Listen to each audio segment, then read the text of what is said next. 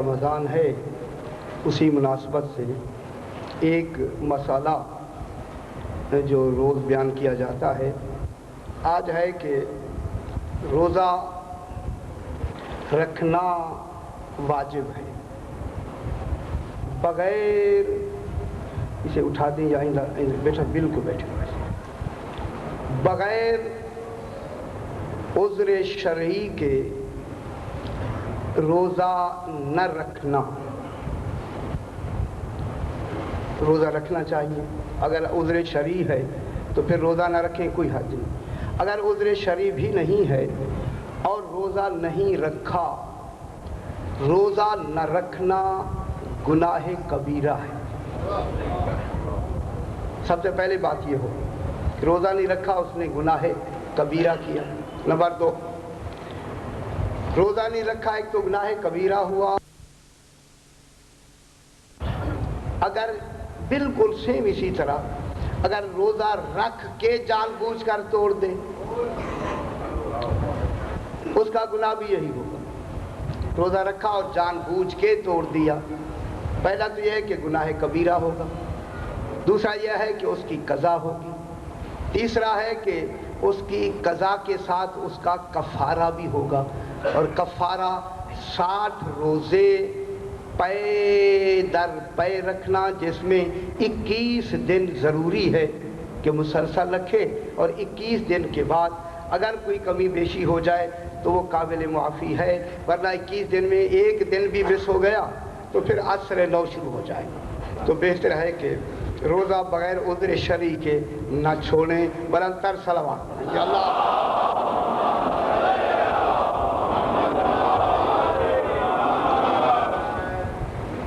رات جہاں بات ختم ہوئی کہ آیا فرمایا الحمدللہ رب العالمین، ایک آیت یہاں عالمین آ کے یہاں ختم، درمیان میں لگایا الرحمن الرحیم، رب العالمین کے آگے آ گیا الرحمن الرحیم، آگے لگا دیا مالک یوم الدین۔ یہ ترتیب الہی ایسی بتا رہی ہے کہ اللہ نے رب العالمین اور مالک یوم الدین کے درمیان میں ایک طرف سے رحمان کو لگا دیا ہے، ایک طرف سے رحیم کو لگا دیا۔ اور نے فرما دیا رحمان کی لفظ لگائی ہے رب العالمین سے، اور رحیم کی لفظ لگائی ہے مالک یوم الدین۔ سبحان اللہ۔ اب یہ بہت بڑی گنجائش ہمارے پاس نکل آئی کہ وہ رحمان ہے عالمین کے لیے اور رحیم ہے فقط مومنین کے لیے۔ بہت بڑی رعایت ہوگی انشاءاللہ۔ وہ رحیم ہو گیا کہ ان کے لیے جناب فقط مومنین کے لیے، اس لیے کہ رحیم کی لفظ کس سے ملی؟ مالک یوم الدین۔ سرکار تشریف لائے، بسم اللہ، ذرا بلند تر صلوات پڑھ دیں یا اللہ صلی علی محمد و آل محمد۔ بسم اللہ یا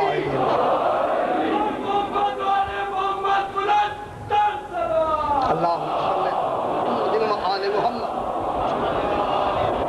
آج لفظ دین، معلوم ہوتا ہے کوئی دین اللہ کے علم میں کوئی شے کا نام ہے، کوئی ایسی اہم شے ہے جس کے مالک ہونے پہ فخر کر رہا ہے۔ توجہ فرمائیں، دین کے کیا معنی ہیں؟ دین لغت اور اصطلاح میں، توجہ فرمائیں بابا، اصطلاح اور لغت میں دین کے بہت معنی ہیں، لیکن اس وقت مالک یوم الدین، دین کا معنی ہے جزا۔ اللہ، وہ جزا کہ جس پر نجات کا دار و مدار۔ بہت بڑی بات میں کر رہا ہوں، میرے ساتھ رہے خدا کے لیے۔ دین کے معنی ہو گئے جزا، جزا کے معنی بدلہ، تشریف رکھیں سرکار، تشریف رکھیں، جزا کے معنی بدلہ۔ جزا، اس دین کا کیا ترجمہ ہوا؟ میری طرف دیکھیں بابا، دین کا ترجمہ جزا۔ مالک یوم الدین جزا کے دن کا مالک ہے، کوئی تو دن ہے نا، جزا کے دن کا مالک ہے۔ اب توجہ فرماتے آئیں، دین کے معنی ہو گیا جناب جزا، بدلے کا دن، معاوضے کا دن، اور اللہ کے عدل کے تحت عطا کرنے کا دن۔ ساتھ رہیں، اللہ کے عدل کے تحت عطا کرنے کا دن، معاوضے کا دن۔ جزا تو ہے، لیکن اسی معاوضے کے تحت ہمارے محاورے میں کچھ مفہوم بدل جاتا ہے۔ اگر معاوضہ اچھا ہے تو اسے جزا کہتے ہیں۔ غور نہیں فرمائے، توجہ فرمائے بابا۔ اگر معاوضہ اچھا ہے تو اسے جزا کہتے ہیں، اگر معاوضہ اچھا نہیں ہے تو اسے سزا کہتے ہیں۔ اگر معاوضہ اچھا ہے تو جزا ہو گئی، معاوضہ اچھا نہیں ہے تو سزا ہو گئی۔ معلوم ہو گیا دین کے کیا معنی ہیں؟ صرف جزا کا دن نہیں، سزا کا بھی دن ہے۔ غور نہیں فرما رہے، اکیلی جزا نہیں ہوگی، وہاں سزا بھی ہوگی۔ جزا جب عدل کے تحت ہوگی تو سزا بھی عدل کے تحت ہوگی، دونوں عدل کے تحت۔ اب جزا اور سزا کی مناسبت اعمال، جزا سزا کی مناسبت اعمال جب تعیین کی جاتی ہے، اسی تعیین کو حساب کہتے ہیں۔ میں بہت بڑی بات کر رہا ہوں جناب۔ جزا سزا کی بمناسبت اعمال جب اس کی تعیین کی جاتی ہے، اس تعیین کا کیا نام ہو گیا؟ حساب۔ تو معلوم ہو گیا دین کے معنی حساب کے بھی آتے ہیں، یعنی حساب والا دن۔ جس دن کوئی حساب ہوگا، اس حساب کا دن۔ معلوم ہوتا ہے کوئی حساب ہم نے دینا ہے، کوئی لینے والا ہوگا، اس حساب کا دن۔ اب جب آ گیا جناب حساب کا دن، اب جو دن حساب کا ہے تو جو فرمایا بات کو آگے بڑھائیں گے، وہاں صرف جزا نہیں ہوگی، قیامت میں عوض بھی ہوگا، ثواب بھی ہوگا، عنایت بھی ہوگی، شفاعت بھی ہوگی۔ میرے ساتھ ساتھ رہیں، خدا کے لیے یہ توجہ چاہتے ہیں۔ وہاں عوض بھی ہوگا، وہاں ثواب بھی ہوگا، وہاں عنایت بھی ہوگی، اور وہاں شفاعت بھی ہوگی۔ یہ شفاعت عطا نہیں ہوگی، کی جائے گی۔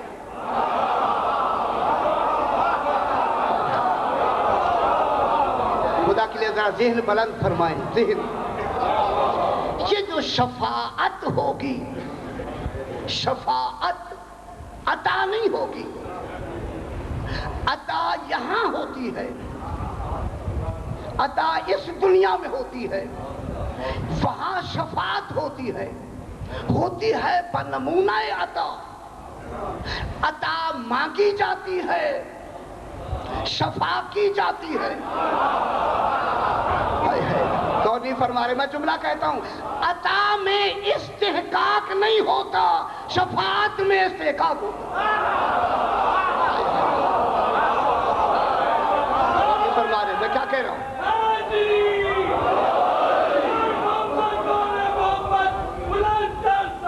اللہم صلی علی محمد و آل محمد۔ عطا میں عطا مانگی جاتی ہے، شفاعت میں۔ دیکھیں دوسرا جملہ میں کہوں کہ عطا میں فضل ہوتا ہے، شفاعت میں عدل ہوتا ہے۔ اور نہیں فرما رہے ہیں، دل بلند فرمائے بابا، میرے ساتھ ہو جائے۔ عطا میں فضل ہوتا ہے کیونکہ وہ مانگی جاتی ہے عطا۔ شفاعت میں عدل ہوتا ہے، یہاں عطا ہے، عطا دنیا میں ہوتی ہے، شفاعت آخرت میں ہوتی ہے. شفاعت میں کوئی شے مانگی نہیں جائے گی, عدل کے تحت دی جائے گی. اگر وہاں مانگا گیا تو پھر جس سے مانگا گیا وہ عادل نہیں ہوگا. میں کیا کہہ رہا ہوں؟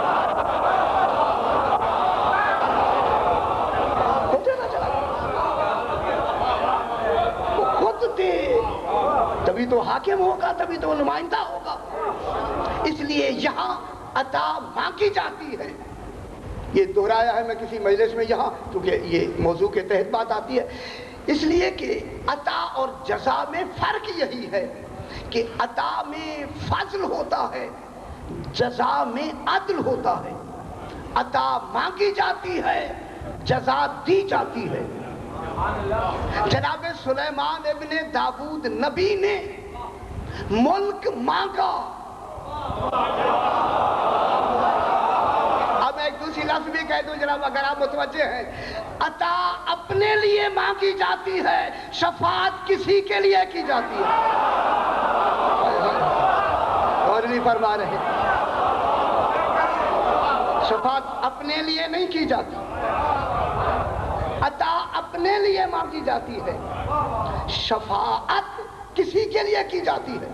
اب جناب سلیمان ابن داؤد نبی نے ملک مانگا, رب ہب لی ملکن لا ینبغی لأحد من بعدی, اے میرا اللہ مجھے ملک عطا کر, مجھے رب ہب لی, مجھے عطا کر, ایسا ملک تو نے کسی کو نہ دیا ہو. اللہ نے دیکھے کیا فرمایا, ھذا عطاؤنا, ہم جزا میں نہیں دے رہے, غور نہیں فرما رہے, یہ ہماری عطا ہے, ہم عطا میں دے رہے, چونکہ تم نے مانگا ہے لہذا ہمارا عطا کرنا ہمارا فضل ہے. عطا وہ نہ کرے جہاں کمی ہو. ہم تو قدیر ہیں, تم نے مانگا ہے لے لو, ہم دیتے.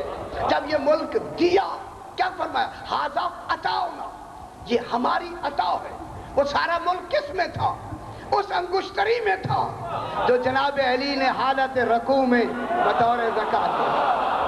خوش ہونا چاہیے چلو. یہ ملک دے کر اللہ نے کیا فرمایا, ھذا عطاؤنا, یہ ہماری عطا ہے, جزا میں نہیں دے رہے, عطا میں.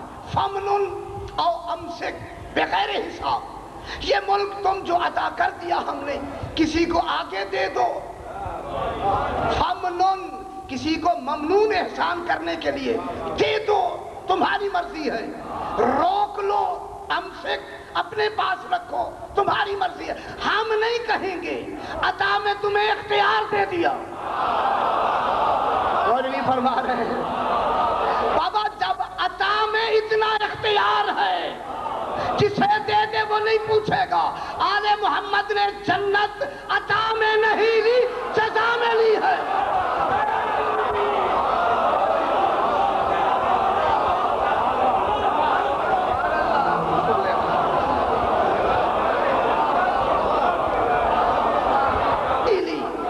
جزاہم بما صبروا جنتا وحریرا, یہ کلی مالک ہے جنت کے, کلی مالک, اللہ اکبر, کلی مالک ہے جنت کے. جزا میں لی ہے جنت, عطا میں نہیں. تو پھر جزا کا دن کے مالک ہے, تو پھر حاکم تو انہی کو ہونا چاہیے.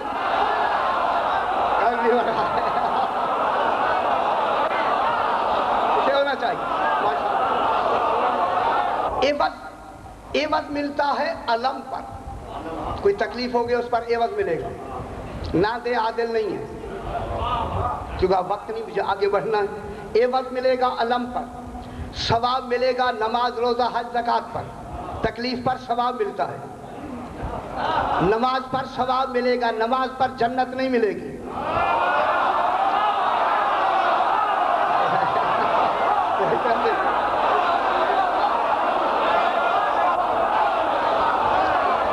تکلیف پر میری بات سماعت فرما لے, پھر بات آگے بھی بڑھتی, آج دیکھیں تو صحیح.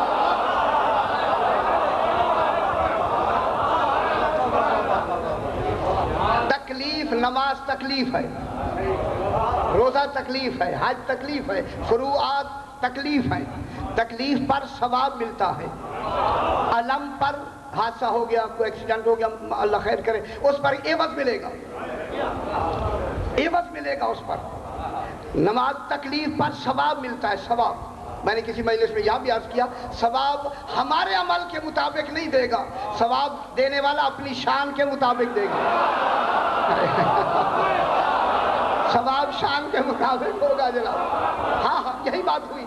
اب عوض ملے گا، اس میں استحقاق ضروری ہے، ثواب ملے گا، اس میں استحقاق ضروری ہے۔ پڑھی جائے گی تو ثواب ملے گا نا بابا، نہیں پڑھیں گے تو ثواب کہاں ملے گا؟ تیسری ہوتی ہے عنایت۔ عنایت میں استحقاق کی ضرورت نہیں ہوتی، وہ عدل کے تحت ہوتی ہے۔ اس کے لیے عنایت کے لیے استحقاق کی ضرورت نہیں ہوتی، شفاعت کے لیے پھر عدل کی ضرورت ہوتی ہے، عدل کی بھی ضرورت، استحقاق کی بھی ضرورت، اور اس شفاعت کا استحقاق ہے عقیدہ۔ اگر عقیدہ نہیں ہے عمل میں کبھی بھی شفاعت نہیں ہوگی۔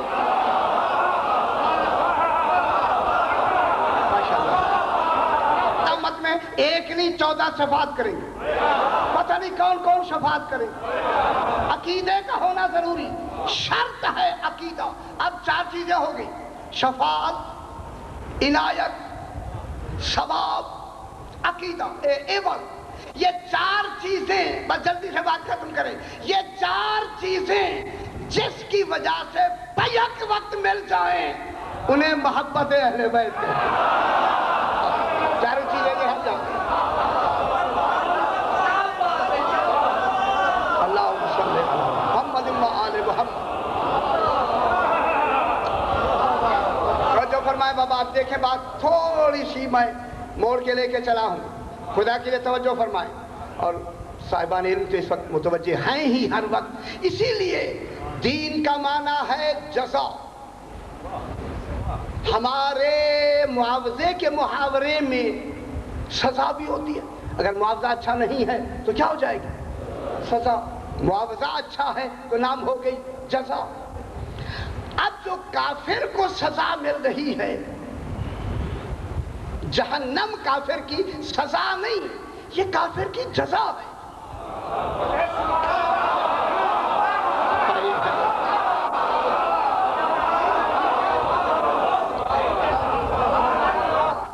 لیکن ہے کیا؟ جزا معلوم ہو گیا۔ کفر کی جزا کیا ہے؟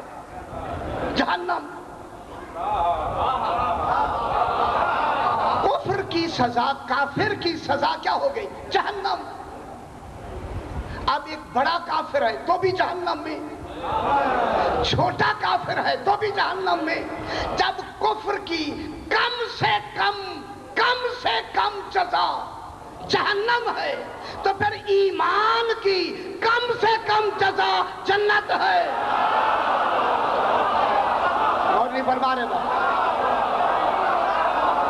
اب آگے کفر کی کم سے کم جزا کیا ہے؟ جزا جہنم۔ اب کفر کی جزا کیا ہو گئی؟ جہنم۔ اور جنت کی جزا کیا ہے؟ ایمان کی جزا کیا ہے؟ جنت۔ اللہ دین کی لفظ کہہ رہا ہے، جزا دینی ہے اللہ نے، جزا کے دن کا مالک ہے، اور جزا ہے جنت ایمان کی۔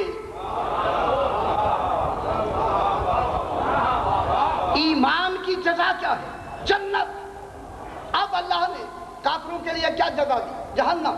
مشرکین کے لیے کیا جزا دی؟ جہنم۔ توجہ فرمائیں۔ منافقین کے لیے کیا جزا دی؟ جہنم۔ منافق تو وہ ہوتا ہے جو اسلام رکھتا ہے، معلوم ہوتا ہے اسلام جنت میں جانے کی جزا نہیں ہے۔ اور نہیں فرما رہے گا، میں کیا کہہ رہا ہوں؟ آخرت میں منافق جنت میں جائے گا یا نہیں جائے گا؟ جہنم میں جائے گا؟ وہ تو یہی اعلان کر دیا تھا اللہ نے اسی دنیا میں قرآن میں بھیج کر، ان المنافقین فی الدرک الاسفل من النار، منافقین نچلے طبقے جہنم کے جائیں گے، درک میں جائیں گے، وہ تو دنیا میں اعلان کر دیا۔ تو معلوم ہو گیا جس اسلام میں نفاق ہے وہ جنت کی جزا نہیں بن سکتا۔ تو معلوم ہو گیا اسلام میں کوئی نہ کوئی پہلو سے جزا بننے میں کمی تو ہو گئی۔ اللہ نے کہا، اللہ نے اگر اے رسول غدیر خم پر تو نے ولایت کا اعلان نہ کیا میں یوم الدین کا مالک نہیں ہو سکتا۔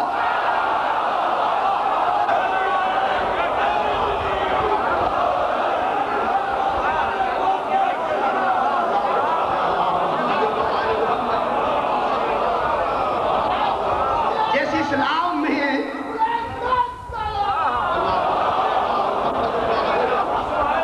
اور جنت کی جزا ہے ایمان، تو میں جملہ کہہ دوں پھر، لا الہ الا اللہ محمد الرسول اللہ اسلام ہے، ایمان نہیں۔ اور نہیں مرنا ہے، ماننا پڑے گا بابا۔ علی ولی اللہ ایمان، جب تک علی ولی اللہ نمازوں میں نہیں ہوگا کوئی عبادت قابل قبول نہیں۔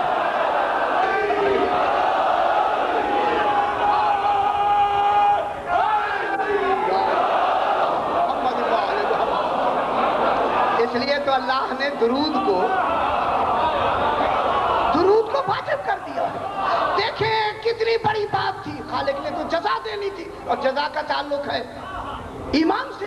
تو قیامت میں اگر علی ولی اللہ کا اعلان نہ ہوتا، لہذا اللہ نے سارا زور لگا دیا رسول کو، خبردار رسول اگر آج تو نے علی ولی اللہ کا اعلان نہ کیا میرا کوئی پھر کام ہی نہیں کیا۔ سارا دار و مدار تو اسی پر ہے، میرا سارا نظام اسی پر ہے، علی ولی اللہ پر ہے۔ جب دیکھیں جز متمم کون ہے؟ امام جناب علی ولایت۔ اب جب رسول نے اعلان فرما دیا تو کیا فرمایا؟ الیوم اکملت لکم دینکم، اور بھی فرما رہے آج جو میرا پسندیدہ دین ہے وہ آج مکمل ہوا۔ معلوم ہوتا ہے اسی آج والے دین کا مالک ہے۔ یہ ہے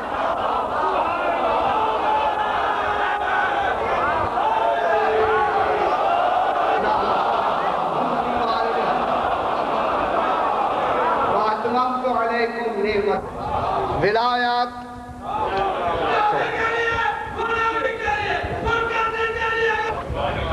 جزا ایمان پر، ایمان ہی کو تو عقیدہ کہتے ہیں۔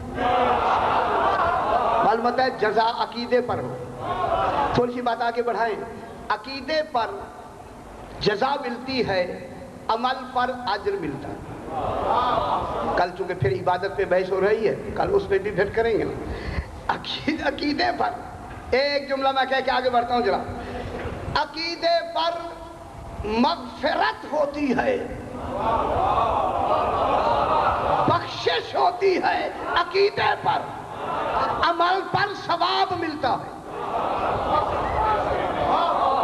بخشش کس پر ہوتی ہے؟ لہم ولہم اجرہم ولہم مغفرت واجر کریم، ان کے لیے مغفرت ہے اور اجر کریم ہے۔ لہم مغفرت ولہم اجر عظیم، ان کے لیے مغفرت ہے اور اجر عظیم ہے۔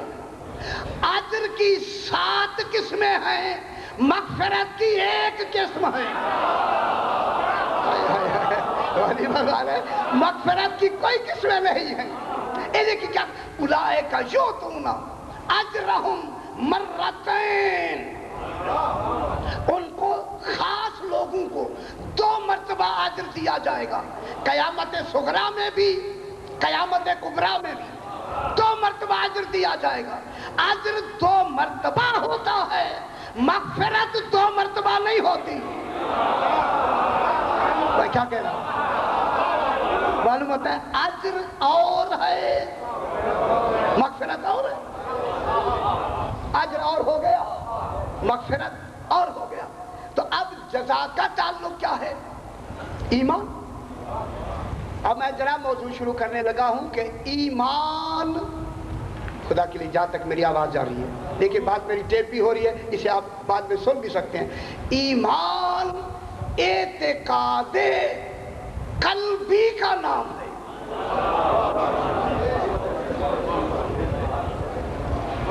دل سے تسلیم کرنے کا نام ایمان ہے۔ دل سے تسلیم کر لے مومن۔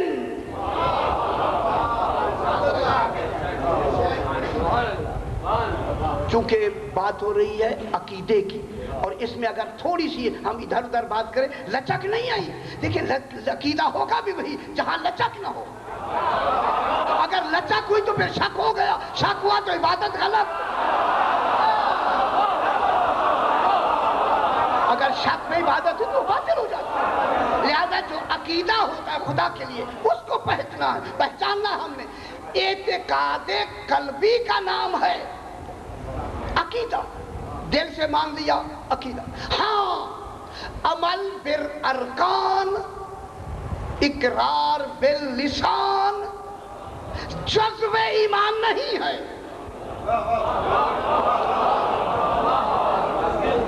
پہلے میری بات سماعت فرما۔ یہ جو عمل بالارکان ہے اور اقرار باللسان ہے، لسان، یہ جزو ایمان نہیں ہے۔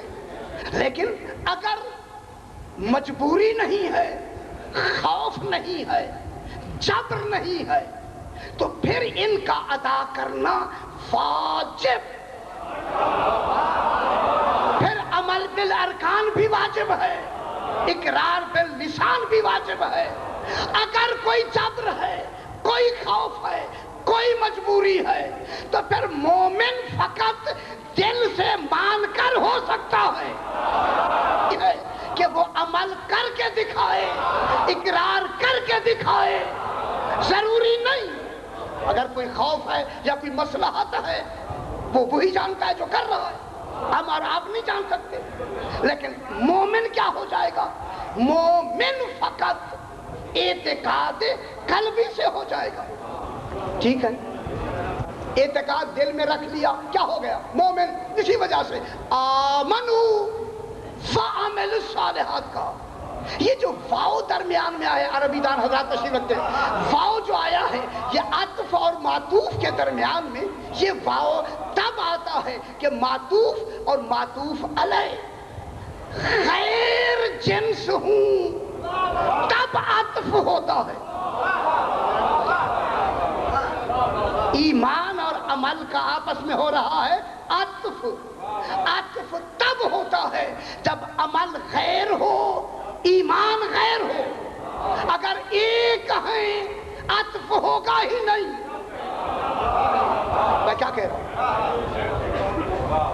اگر ایمان و عمل ایک ہوتے تو عطف ہو نہیں سکتا عربی میں۔ لہذا عطف کا ہونا بتا رہا ہے کہ معطوف علیہ اور معطوف میں کیا ہونا چاہیے؟ غیریت ہونی چاہیے۔ ایمان اور ہوتا ہے، عمل اور ہوتا ہے، عمل اور ہے، ایمان اور ہے۔ لیکن اگر دل سے مان لیا مومن، جلدی سے بات کو میں بڑھا کے پھر آگے بڑھتے۔ جناب عمار یاسر کو جب انہوں نے، جناب عمار بھی شہید ہو گئے، جناب سمیہ بھی شہید کر دی گئی، صرف جناب عمار رہ گئے۔ الا من اکرہ، مگر ان کو اتنا مجبور کر دیا گیا جناب عمار کو کہ انہوں نے زبان سے وہ لفظیں کہہ دی جو وہ کہلانا چاہتے تھے۔ میں کیا کہہ رہا ہوں؟ کس میں کہیں؟ مجبوری میں وہ لفظیں۔ کیا یہ تاریخ میں آپ نے واقعہ نہیں پڑھا؟ سنا ہے نا سرکار، جانتے ہیں آپ وہ جو انہوں نے زبان سے کہہ دیا، ان کے کہنے پہ دل مطمئن تھا ایمان کے ساتھ، اب جو رونے لگے سرکار کے پاس آئے، سرکار اتنی بڑی مجھ سے گستاخی ہو گئی ہے، سرکار نے فرمایا اگر دوبارہ بھی کہیں تب بھی کہہ دینا۔ اور نہیں فرما رہے میں کیا کہہ رہا، ایمان تو سراپا موجود ہے، ایمان موجود ہے، اگر کہہ دے، دیکھیں ظاہراً کچھ کہہ دے، دل میں ایمان ہو، اسی کو تو تقیہ کہتے ہیں۔ میں کیا کہہ رہا ہوں، اس کو کیا کہتے ہیں؟ تقیہ، کہ اندر ایمان ہو، ظاہر میں کفر ہو۔ نفاق یہ ہوتا ہے کہ اندر کفر ہوتا ہے، اور تقیہ میں یہی تو فرق ہے، تقیہ اور ہوتا ہے، نفاق اور ہوتا ہے، نفاق کے اندر کفر ہوتا ہے، باہر ایمان ہوتا ہے، تقیہ میں ایمان اندر ہوتا ہے، کفر باہر ہوتا ہے، کفر۔ یہی وجہ ہے کہ مومن آل فرعون کو مومن کہا گیا یا نہیں؟ شکتم ایمانہ، جو اپنے ایمان کو چھپا رہا تھا، یہ جناب موسیٰ کی نبوت پر ایمان رکھتا ہے، کبھی زندگی میں 600 سال میں نہ اس نے زبان سے اقرار کیا، نہ شریعت موسیٰ علیہ السلام پر عمل کیا، اللہ اسے مومن کہہ رہا ہے،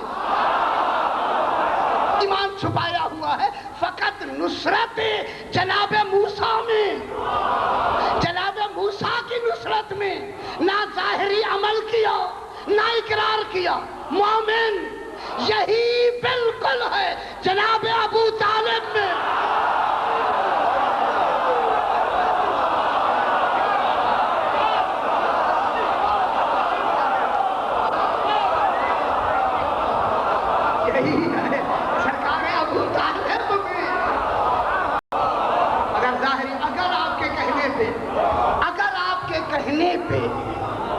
جناب ابو طالب علیہ السلام نے اگر نہیں کیا آپ کے کہنے پر، تو اللہ نے ٹھکانہ کس کا دیا ہے؟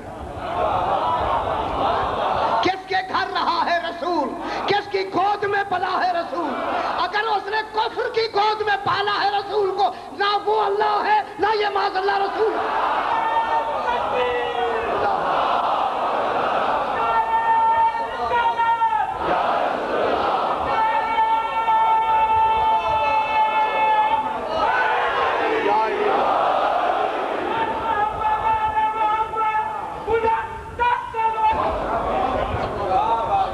کی کیا جزا ہونی چاہیے؟ ابھی آگے بحث کرتے ہیں۔ دیکھیے کسی سے علماء متکلمین نے بہت کچھ لکھا ہے کہ کسی سے ہمدردی کرنے کے 6 طریقے ہیں،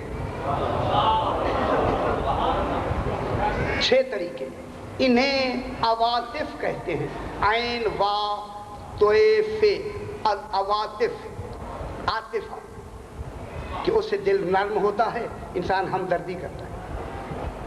6 عواطف ہیں، 6 جن عواطف کے تحت انسان ایک دوسرے سے ہمدردی کرتا ہے۔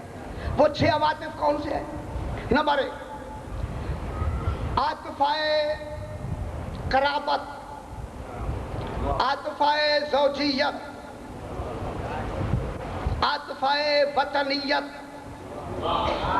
عاطفہ انسانیت، عاطفہ محبت، آخر میں ہے عاطفہ مذہبیت۔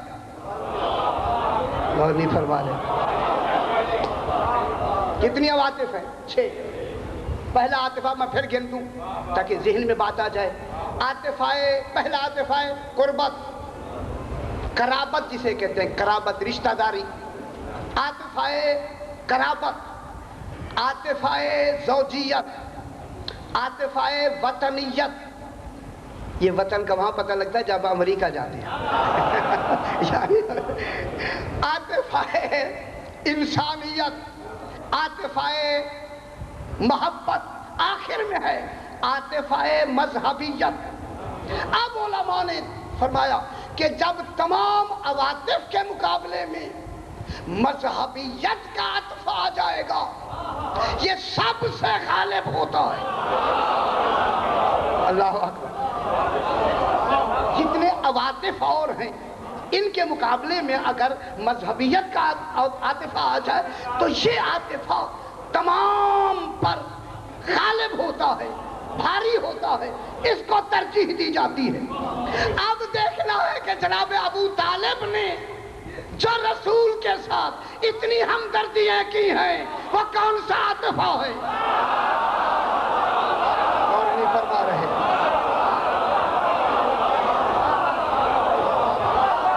شیب ابی طالب میں رہتے ہیں، یہاں تک کہ ان کے بعد سرکار دو عالم کو مکہ سے ہجرت کرنا پڑی۔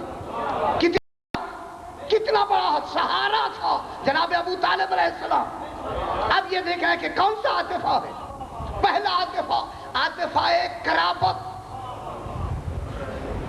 جناب ابراہیم کا قریبی رشتہ دار ہے، چچا ہے آزر۔ عاطفہ قرابت تو ہے مگر عاطفہ مذہبیت نہیں تھا۔ اس آزر کو اس سے کوئی فائدہ نہیں پہنچا۔ قرابت تو تھی لیکن فائدہ نہیں ہوا۔ بالکل قریب کہہ دیں، ابو لہب رسول کا قریبی تو تھا، چچا کہتے ہیں چچا تھا لیکن عاطفہ مذہبیت نہیں تھا، اس نے ایذا پہنچائی ہے، رسول سے ہمدردی نہیں کی۔ آگے ہے عاطفہ زوجیت، جناب نوح اور جناب لوط کی بیویاں زوجہ تو تھیں۔ تو جو فرمائے میرے ساتھ رہے بابا۔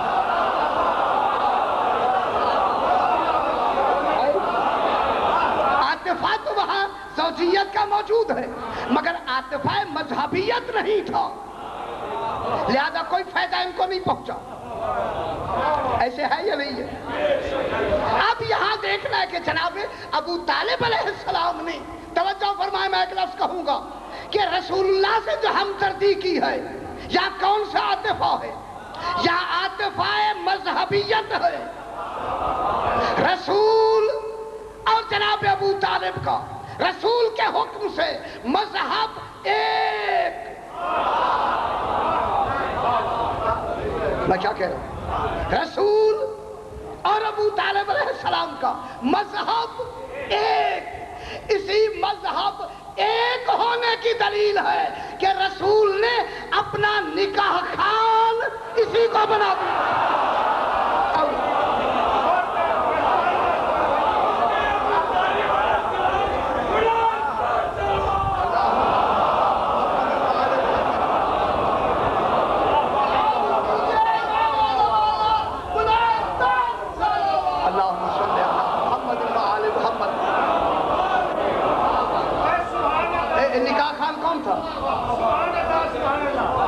نکاح کا آپ دیکھیں، ویسے مثال کو آپ محسوس نہ فرمائیں، کیا ہم اپنا نکاح معاذ اللہ کسی کافر سے پڑھوا سکتے ہیں؟ جب عام مسلمان برداشت نہیں کر سکتا تو پھر خاتم المرسلین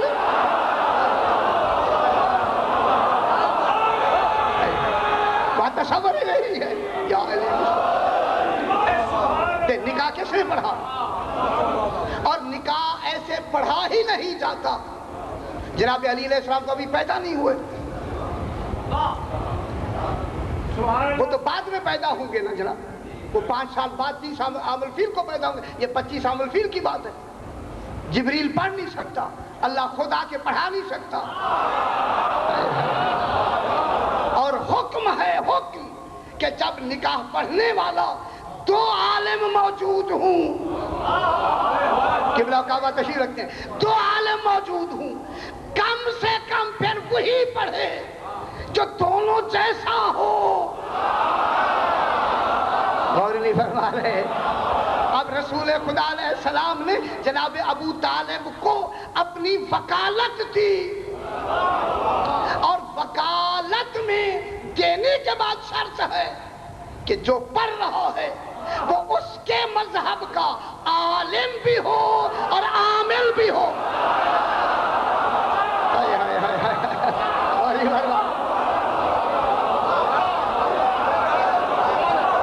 عالم بھی ہو اور عامل بھی ہو اور اس کا قصد انشاء صحیح ہو.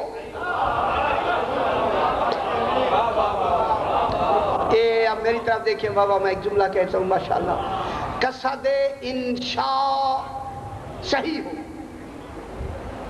انشاء کیا ہوتی ہے؟ وہ جو اندر نیت ہے، صیغے ماضی کے ہیں اور نیت حال کی ہو، یہ قصد انشاء ہے. اب جس کی طرف سے قصد انشاء ہے وہ ہے عصمت مطلقہ. اور بھی فرما رہے یقیناً جناب ابو طالب کچھ نہ کچھ تو عصمت پر فائز ہیں. اس عصمت کو کہتے ہیں محفوظ عن الخطا.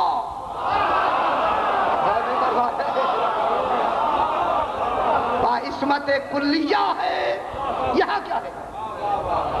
عصمت جزئیہ. وہ جزئیہ کیا ہوتی ہے؟ محفوظ عن الخطا، ہر خطا سے محفوظ. جو عام خطا سے محفوظ ہو، کیا وہ ایمان لا لانے کی اتنی بڑی خطا کر سکتا ہے؟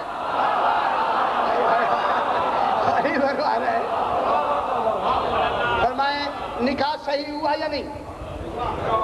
چلو بات آگے نہیں بڑھاتے، بس یہی بات ختم کر دیتے. نکاح صحیح ہوا یا نہیں ہوا؟ بس بات ختم ہو گئی. اس نکاح کے نتیجے میں کون پیدا ہوئی؟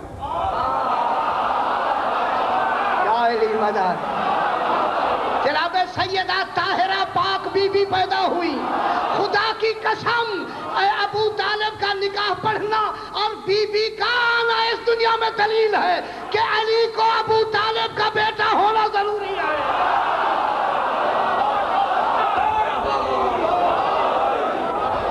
مالک ہے اسی غدیر والے دن سے مالک ہو گیا ہے. اگر اس دن رسول اعلان کر کے مالک نہ بناتے کیا ہوتا مالک کا جناب؟ ہاں اعلان ہوا مالک ہو گیا. اسی لیے تو وہ فرمایا کہ مالک ہے یوم الدین. تو یہ جزا کون دے گا؟ یا علی انت قسیم النار والجنہ. سبحان اللہ. اب یہ جزا کون دے گا؟ سزا کون دے گا؟ جزا سزا کا مالک کون ہے؟ یا علی انت قسیم النار والجنہ. اور ہر عمل کی ممکن میں نے بات کی ہو، ہر عمل کی جزا دی جائے گی عین عمل، عوض عمل نہیں. اگر یہ میں نے بات دہرائی ہے تو دہرا دیتے ہیں.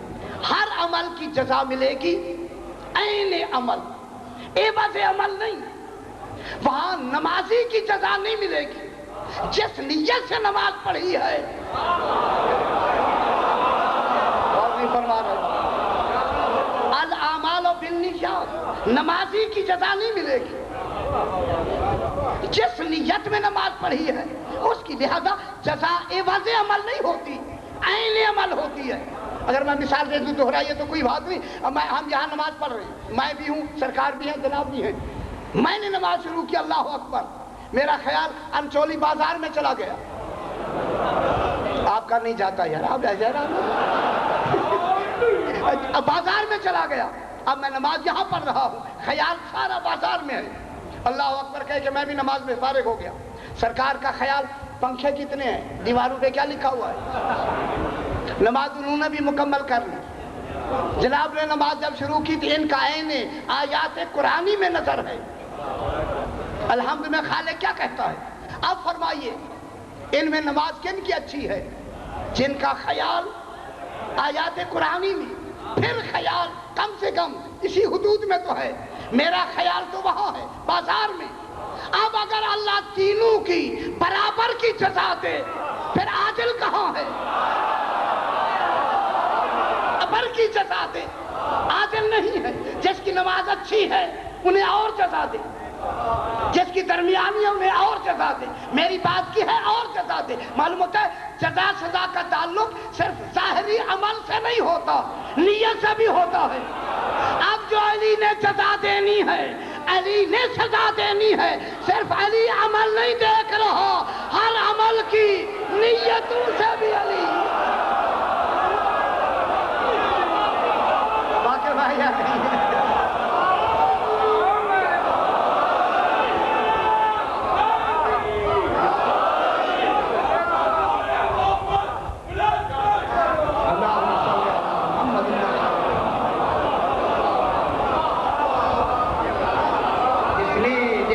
جزا میں عدل ضروری.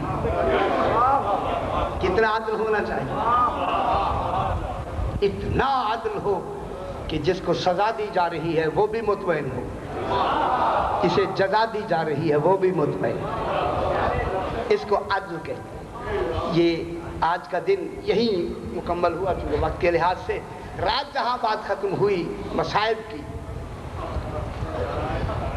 اسی لیے تو عبد الرحمن ابن ملجن ملون کہتا تھا کہ میری ایسی کاری ضرب لگی ہے کہ جن کی آواز دوسرے گھر بھی کسی نے نہیں سنی. ان شہزادیوں کے رونے کی آواز, چیخوں کی آواز آ رہی. اس وقت بھی بیبیاں جناب علی اس وقت مجروح ہیں نا, اس وقت ان کی علاج ہو رہا ہے. رات ضرب لگی ہے نا صبح سویرے, اب بھی جناب علی زخمی ہے. چونکہ اسی حوالے سے موضوع کو چلانا ہے. جب لگی نا ضرب جناب علی کو, اس وقت میرے امام نے جب خون کا فوارہ نکلا, آسمان سے ندائی قد قتل امیر المومنین, لوگوں امیر المومنین قتل کر دیے گئے. اجرکم اللہ. ایسے رویا کریں جیسے بوڑھی ماں جوان بیٹے کی لاشیں پہ روتی ہے. امام فرماتے ایسے رویا کریں. اللہ پھر یہ سال کے بعد یہ ہمیں دن ملے یا نہ ملے, جب آواز بلند ہوئی قد قتل امیر المومنین, اس وقت میرے امام نے فرمایا فزتو برب الکعبہ. اب یہاں روایت ہے کہ بھر گئی مسجد مومنین سے. جناب حسن مجتبی امام حسین جناب ام البنین کا بیٹا اللہ جانے کس انداز سے مسجد میں داخل ہوئے ہوئے. اس وقت میرے امام نے, زخمی امام نے فرمایا حسن جی مولانا پہلے نماز پڑھا دو. میرے امام نے نماز پڑھائی. نماز پڑھانے کے بعد فرمایا حسن مجھے لے کے گھر چلو. ایک گلیم میں ڈال کر سرکار کو لے کے چلے نا. ماشاءاللہ تصور بنائیں, سارے صحابہ پیچھے ماتم کرتے ہوئے روتے ہوئے سرکار حسنین لے کے چلے نا. سرکار علی زخمی ہے نا. اب رونے کی لفظ کہوں نا, جب آیا نا گھر کا دروازہ, میرے زخمی آقا نے کہا حسن ٹھہر جاؤ مجھے سہارا دو. میرے امام نے سہارا دیا. سہارا جب دیا تو میرے امام نے فرمایا صحابیوں تمہارا بہت بہت شکریہ. بات سمجھ رہے ہیں آپ؟ ماشاءاللہ سید آسو قبول فرمائے. صحابیوں تمہارا بہت بہت شکریہ. آگے نہیں آنا, آگے نہیں آنا. اب تم واپس اپنے گھروں میں چلے جاؤ. آج تاکہ بات مسجد کوفہ میں نہیں پڑھنے, اپنے اپنے گھروں میں پڑھنا. جب تمام کو بھیج دیا نا امام نے, جب چلے گئے تو فرمایا حسن اب مجھے اٹھاؤ. اس وقت سرکار حسن نے پوچھا بابا ان کو بھیجا کیوں ہے؟ سمجھ گئے نا میرے جملے کو؟ میرے امام کی آنکھوں میں آنسو آئے. فرمایا حسن قد قتل امیر المومنین کی آواز میری زینب نے سنی ہو. ماشاءاللہ سید آنسو قبول فرمائے. اجرکم اللہ. میری بیٹیوں نے یہ آواز سنی ہوئی ہے اور یہ دروازے پر کھڑی ہیں. جب میں زخمی اندر داخل ہوں گا بیٹیاں مجھے دیکھ کر رونا شروع کریں گی. میں برداشت نہیں کرتا کہ میری بیٹیوں کی رونے کی آواز. بہت بڑا مصائب ہے جو میں کہہ رہا ہوں. کوفے والے نہ سنیں. میں کہوں گا مولا آج تو خود موجود ہے, یہ ہے کوئی آواز نہ سنے. ایک وقت امتحان آیا, یہی زینب ہے, یہی بازار کوفہ ہے. اجرکم اللہ, اجرکم اللہ, اجرکم اللہ. سیدہ سے قبول فرمائے. آواز آ رہی ہے, ہاذہی زینب بنت علی. کوئی روایت نہیں بتاتی کہ کس نے آواز دی. آواز آ رہی تھی, لوگوں علی کی بیٹی زینب یہی ہے. اور میں قربان ہو جاؤں, لوگوں علی کی بیٹی زینب یہی ہے. جب یہ آوازیں بلند ہوئے نا, اس وقت میں شہزادی نے فرمایا, سر پہ چادر نہیں ہے, منہ پہ بال ڈالے ہوئے ہیں, سر میں خاک کربلا ڈالی ہے, ہاتھ پسے گردن بندھے ہوئے ہیں. اس وقت میری بی بی نے کہا, سجاد سجاد تو امام ہے, اگر اجازت دے تو میں ان کوفے والوں کو بتاؤں کہ میں کون ہوں. اللہ اکبر. جب یہ کہا نا, اس وقت میرے امام نے فرمایا, ہاں پھوپھی اماں اجازت ہے. جب ملی نا اجازت, میری شہزادی نے اسی طرح سر جھکائے ہوئے فرمایا, اسکتو یا اہل الکوفہ, کوفے والے خاموش. 6 لاکھ کا مجمع ہے, 6 لاکھ کا, پورے کوفے میں بالکل خاموش. اتنی خاموشی کہ اونٹوں کے گلے میں گھنٹیوں نے بھی بجنا بند کر دیا کہ اولی الامر کی بیٹی کیا کہنا چاہتی ہے. میری شہزادی نے جب خطبہ شروع کیا نا, لہجہ بھی علی کا, ہائے ہائے ہائے ہائے, فصاحت و بلاغت بھی علی کی. جناب علی کا ایک صحابی جو آنکھوں سے نابینا, عبداللہ ابن عفیف, اس کی ایک آنکھ جنگ جمل میں کام آئی تھی, ایک آنکھ جنگ صفین میں, دونوں آنکھوں سے نابینا. جب یہ آواز آئی نا, بازار میں کھڑا, اسے معلوم نہیں تھا, چلا کے کہتا ہے, لوگوں علی کب سے آیا؟ اللہ اکبر. علی علیہ السلام کب آئے ہیں؟ کہتا ہے یہ لہجہ بھی علی کا ہے, یہ فصاحت و بلاغت بھی علی کی ہے. کسی نے نہیں بتایا. اس کے ساتھ ایک 4 سال کی بچی ہے, اس نے کہا بابا میں پتا کرتی ہوں. دوڑتی ہوئی گئی, کیا دیکھا کہ ہاتھ بندھے ہوئے ہیں, سر پہ چادر نہیں ہے. وہ بھی خطبہ دے رہی ہے, دوڑ کے آ کے کہتی ہے, بابا خطبہ دینے والا مرد نہیں مستور ہے. خدا کے لیے پرسہ دینا جناب زینب عالیہ کو. اجرکم اللہ, اجرکم اللہ, اجرکم. یہی حق ہے, اسی طرح پرسہ. اجرکم اللہ. بابا خطبہ دینے والا مرد نہیں مستور ہے. اپنا منہ پیٹ کر کہا, بابا آزاد نہیں, اس کے ہاتھ پسے کر کر بدے ہوئے. جب یہ سنا نا, عبداللہ نے کہا, بچی مجھے اس بی بی کے پاس لے چل تاکہ میں پوچھوں تو علی کی رشتہ دار ہے یا شاگردہ ہے, یہ علم کیسے ملا ہے. آیا عبداللہ ہاتھ مانگ کے بی بی سے کہتا ہے, بی بی خدا کے لیے بتا, تیرا علی سے کوئی رشتہ ہے یا شاگردہ ہے؟ اس وقت میری شہزادی نے خطبہ روک کر فرمایا, یا عبداللہ انا زینب بنت علی. اجرکم اللہ, اجرکم اللہ. ماشاءاللہ, ماشاءاللہ, ماشاءاللہ. سیدہ کو قبول فرمائے, یہی حق ہے. ماشاءاللہ, ماشاءاللہ, ماشاءاللہ, ماشاءاللہ, ماشاءاللہ, ماشاءاللہ. بی بی نے کیا فرمایا, یا عبداللہ انا زینب بنت علی, میں علی کی بیٹی زینب ہوں. خدا گواہ جب یہ نام لیا نا, اس نے اپنا منہ پیٹ کر نجف کی طرف دیکھ کر کہا, مولا میں جو کہتا تھا مجھے آنکھیں دلاؤ. آپ کہتے تھے نہیں عبداللہ تجھے آنکھیں نہیں دلانی, مولا اس وقت مجھے سمجھ نہیں آئی تھی. آج ماشاءاللہ, ماشاءاللہ, ماشاءاللہ. سیدہ سے قبول فرمائے. ماشاءاللہ, ماشاءاللہ, ماشاءاللہ, ماشاءاللہ. یہی حق ہے. اجرکم اللہ, اجرکم اللہ. بولا میں جو کہتا تھا مجھے آنکھیں دلاؤ, اور ان کو دلا دی.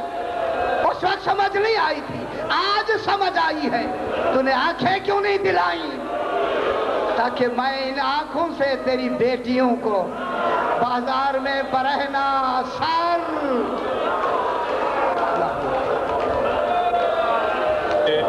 شیر